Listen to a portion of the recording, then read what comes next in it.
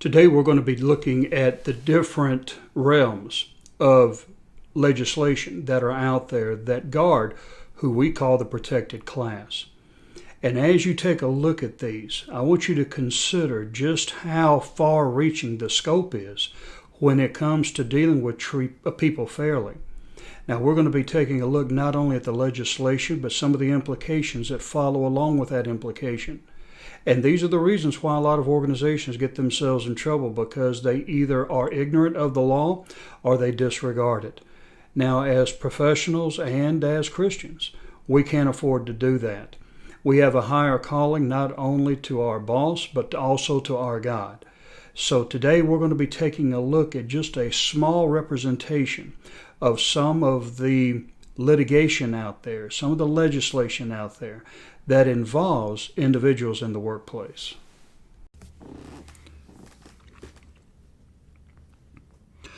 Well, welcome back, everybody, and today we're going to carry on with equal employment opportunity.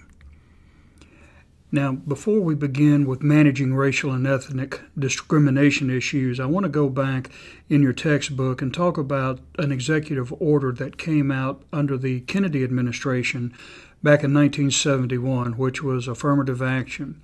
Now, affirmative action has received a whole lot of criticism over the years because essentially what it does, or what it was intended to do by Kennedy, was to kind of remedy some of the past discrimination that had taken place against protected class individuals. Today, many people argue that because of the way it's worded, it promotes reverse discrimination. One of the things that affirmative action does is create quota laws for many areas. And essentially what quota laws means is that if you have 60% minorities in an area, then your company should reflect that same demographic percentage.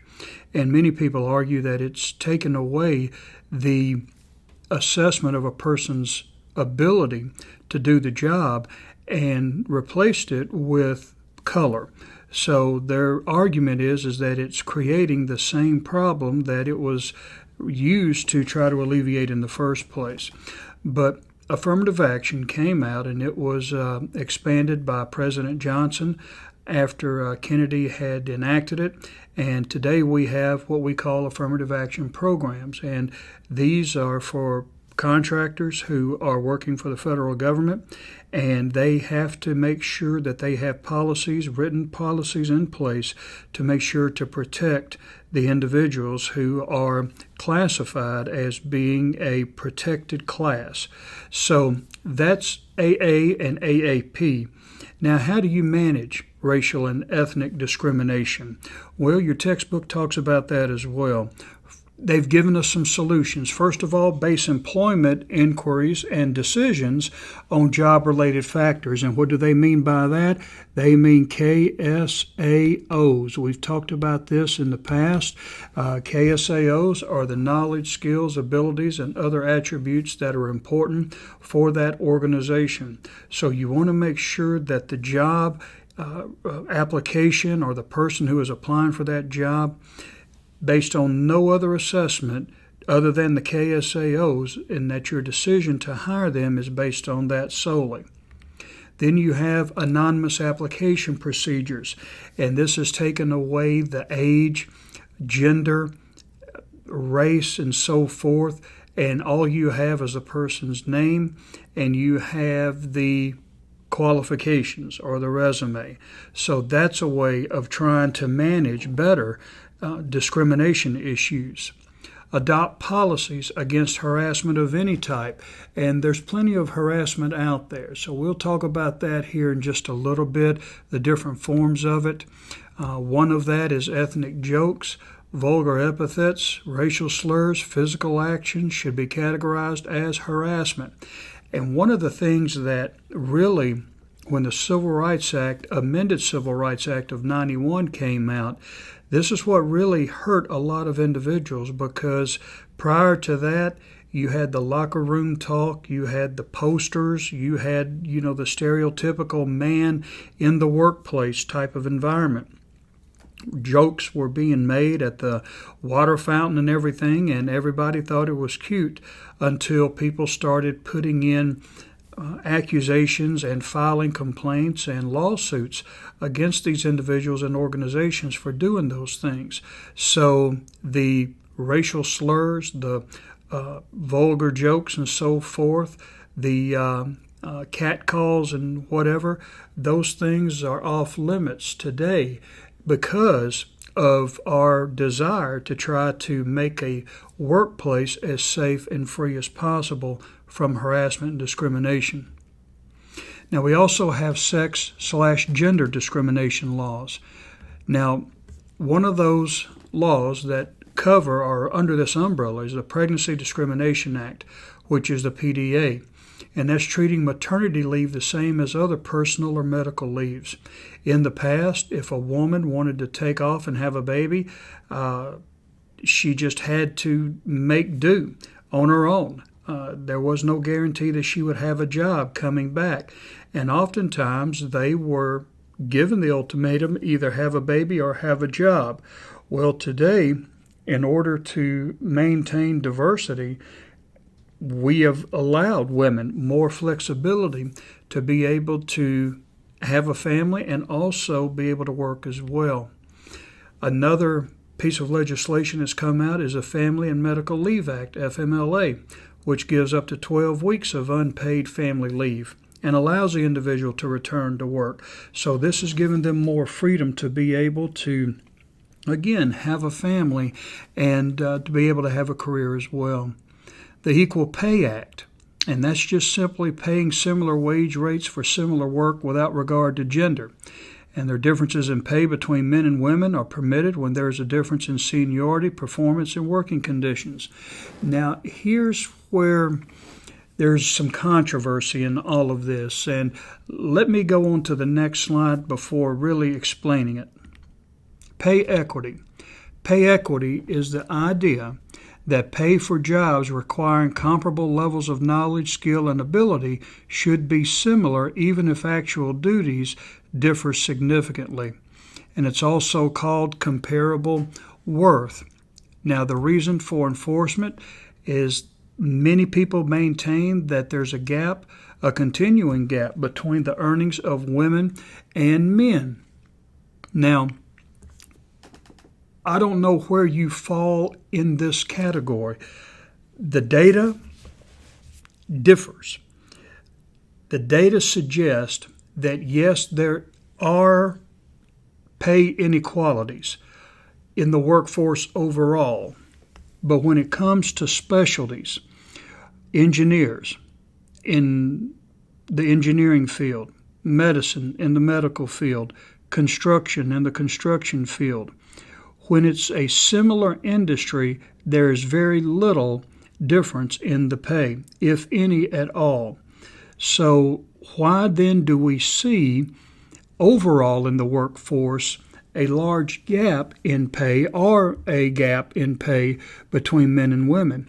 Well, many contend that it's because of the industries that women are just now going into. For instance, engineering has been a predominantly male type of occupation. Not too many women became mechanical and civil engineers. But now, as the door of opportunity has been opened for them, you're starting to see them come in, but they're still underrepresented in a lot of occupations and so forth. So many contend that that's the reason why there's a gap. But when it comes to industry, when you have an equal proportion of men and women in that industry, and it's not predominantly women or men, then you really don't see a big gap in pay.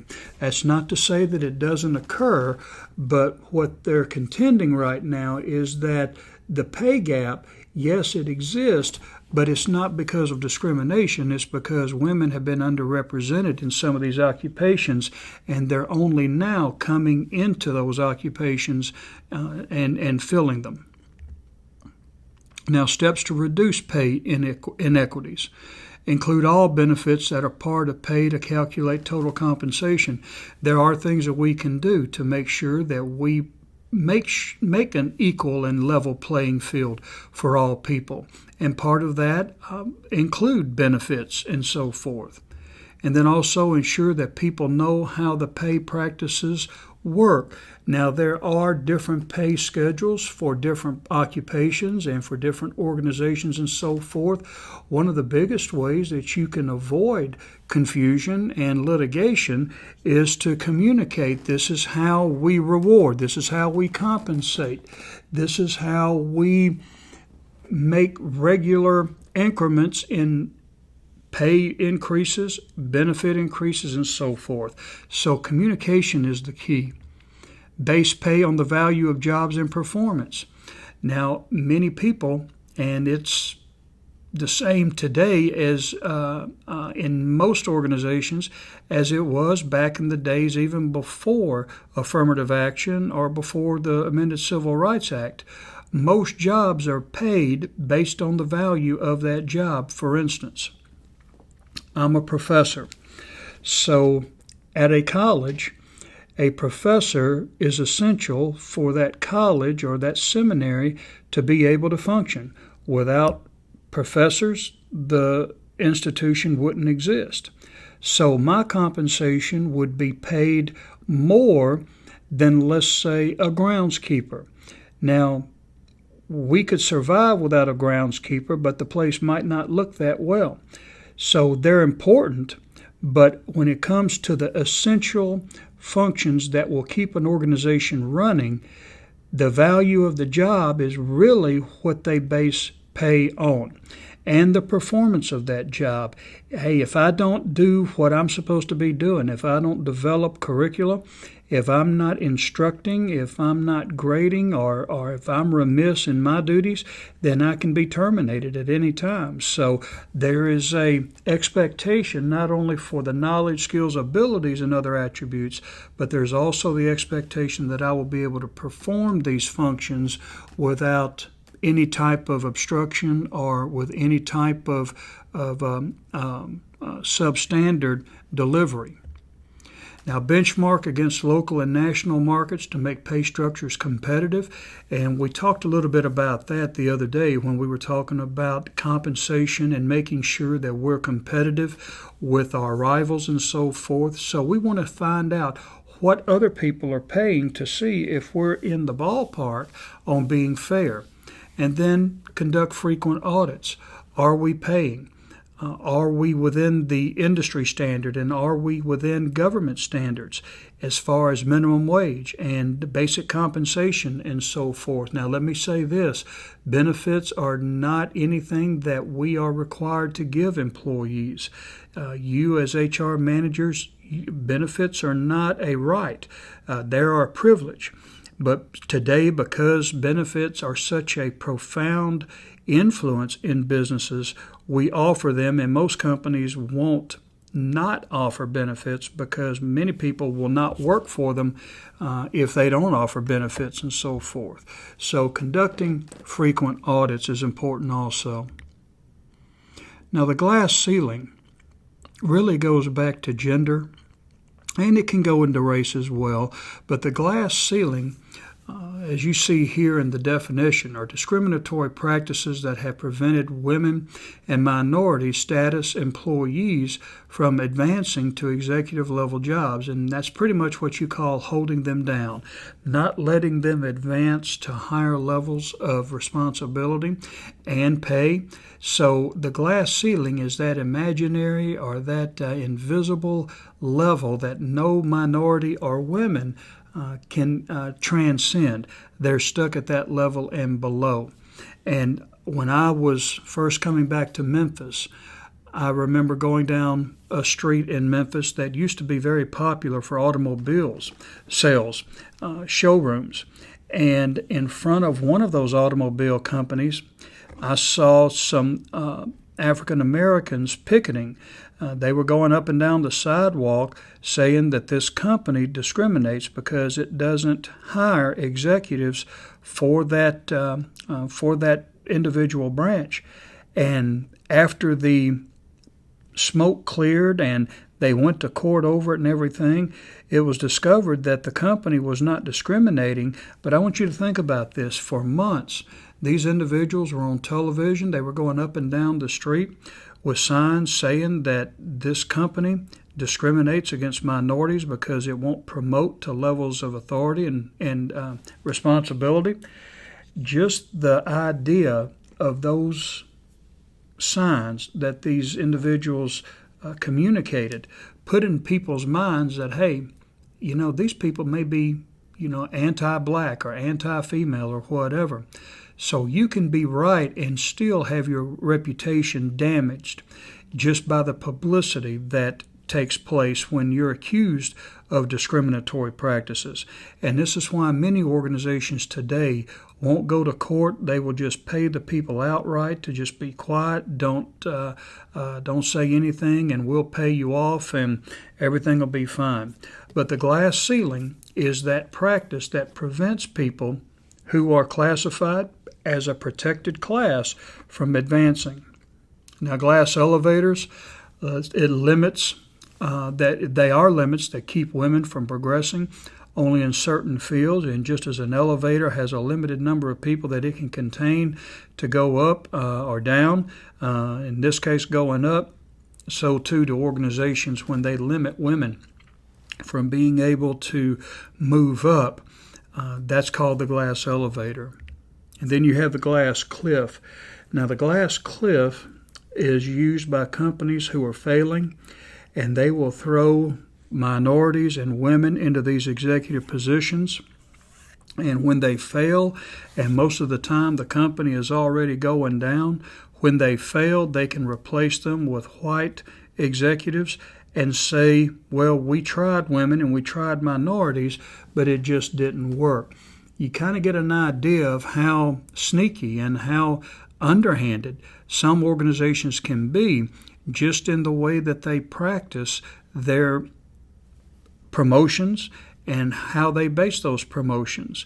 And it's sad because, there are many women and there are many minorities out there who can really contribute, who are, the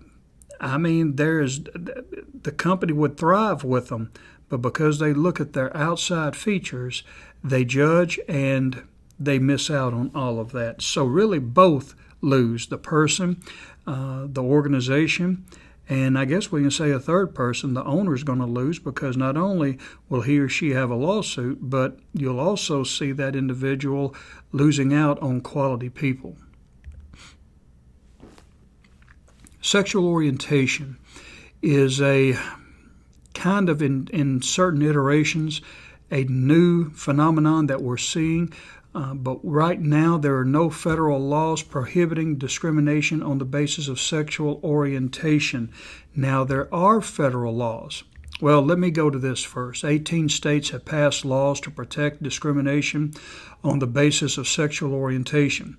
Now, 18 out of all the states in the Union have passed laws, and it's still out there for most other states whether or not they want to protect people who have different sexual orientations.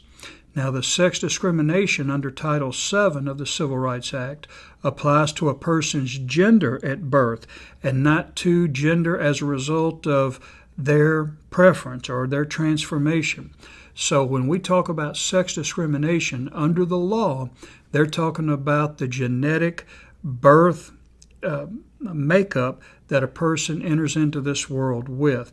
And based on that, you cannot discriminate.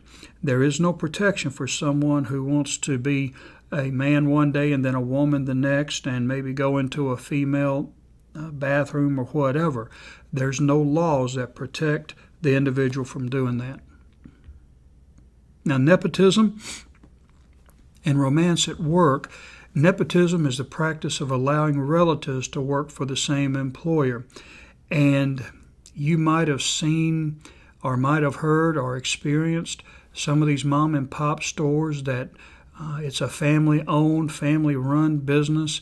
And normally that's okay because you're working with a small amount of people. You're less than 50 employees, and all of that is okay. Nepotism is when you are working for an organization because of your size and makeup.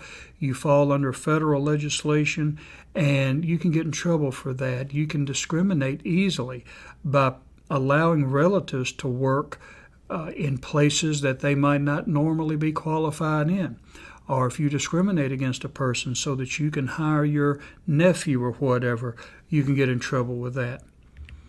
Workplace romance, well, I don't see a whole lot of that, and I don't think there's a lot of that at least publicized. Not that it doesn't happen, but workplace romance, a lot of times if there is a romance going on within a department and you find out about it, you can transfer one of those individuals. In fact, you need to transfer that individual. If a person is a supervisor or someone over another person in the same department, you still need to transfer that person. If they are working for the same organization but maybe in different departments, they at least need to let you know and maybe sign a form about what the organization expects as far as professional conduct and all of that. So romance at work, it happens, but we have ways of being able to address those situations in a way that's going to allow them to work and still be able to maintain a relationship. Now, the employer's response influences employees' and applicants' perception of fairness. And again, if you separated one group or one couple, then you'd have to separate them all. And the same goes with nepotism as far as hiring. If you hire that nephew and that nephew doesn't work out, you need to let that nephew go. And the same as with anything, you want to try to promote fairness and maintain fairness. And a lot of times it's the perception. Now, listen to what they're saying here in this last line. Employers' response influences employees and applicants' perceptions of fairness. And this is where we get to that justice that we talked about last time, procedural and distributive justice. It doesn't necessarily matter if what you did was right or wrong. It's what the employee perceives as being right and wrong. So that's why you need to communicate and be as fair as possible. The best way to do it, don't hire relatives, and make sure if there is romance going on in the workplace, you separate the individuals as much as possible. Now, from an HR perspective, it's risky and has great potential for causing conflict. In fact, some of the shootings that you've probably heard about or seen on television over the past couple of years has been the result of workplace violence. And a lot of that workplace violence were people who knew each other, dated each other, and so forth. So from an HR standpoint, it can be a nightmare. Now, sexual harassment, there are different forms of it. So let's talk about, first of all, what it is. It's unwelcome, verbal, visual, or physical conduct of a sexual nature that is severe and affects working conditions or creates a hostile work environment. It can be perpetrated by boss or subordinates. It makes no difference who it is. Sexual harassment comes in all forms, and it's perpetrated by both those above and below you. It can be perpetrated by men or women. It goes unreported because victims are embarrassed or they fear retaliation. If my boss hit on me and I was offended by it and hurt by it and so forth, I may just hold that in and not say anything because, she is my boss. I don't have a she boss, but if that's the case, I may be embarrassed. And some people say, well, a guy being embarrassed? Well, there are men today who are bringing in complaints all the time about being harassed. So it's going both ways now. But many people won't report it because they don't want to be the one singled out in the organization as a troublemaker, or she just doesn't want to get along, or he's trying to cause trouble and so forth. So a lot of times instead of reporting it, it goes unreported. Now, there are different types of sexual harassment. There's quid pro quo. That means this for that. For instance, if I'm the boss and one of my employees I want to be intimate with, I may say, well, if you do this for me, then I'll promote you. or if you do that for me, then I'll give you extra time off or whatever. It's perpetrated by the employee's superior, and employment decisions hinge on whether an employee provides sexual favors, and the company is liable for all of that. This guy, Weinstein, he was involved with quid pro quo. The one that was in Hollywood, this producer, if you give me sexual favors, then I'll put you in the movies and so forth. So that would be quid pro quo. And then hostile environment. Now, this is where it gets a little murky, folks, because a hostile work environment is anything that makes that employee uncomfortable. It's perpetrated by coworkers, third parties, superiors, employees. It makes no difference. And it's unwanted sexual comments, pictures, jokes, other derogatory events that create a dysfunctional workplace. The company may be liable if it cannot offer an affirmative defense.